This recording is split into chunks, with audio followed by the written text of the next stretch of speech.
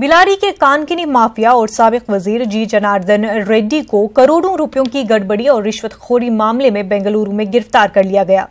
बताया जाता है कि पोंजी स्कीम चलाने वाले एक शख्स के साथ ताल्लुकात को लेकर रेड्डी के खिलाफ जांच की जा रही है।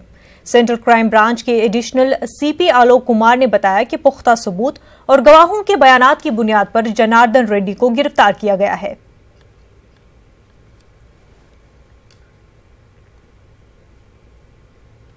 छत्तीसगढ़ के बीजापुर एनकाउंटर में एक फौजी जवान जख्मों की ताब न लाकर शहीद हो गया।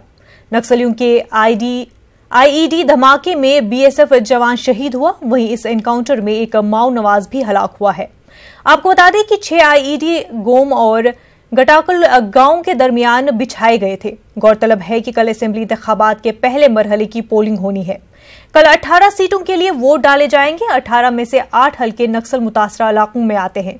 इसे देखते हुए वसी पैमाने पर सिक्योरिटी इंतजामात किए गए हैं। थाना कोयलीबेड़ा और उसमें उदनपुर में बीएसएफ की एक कैंप है और जहां से आज एरिया डोमिनेशन में निकले थे तो गोमे और गट्टाकाल के मध्य में आईडी ब्लास्ट हुए, एक्सचेंज ऑफ फायर हुआ। दूसरी एक घटना हुई जिसमें कि जिला बीजापुर, थाना बेदरे और बेदरे से करीब 12 किलोमीटर दूर मरकूर करके जगह है, मरकूर के जंगल में एनकाउंटर हुआ है।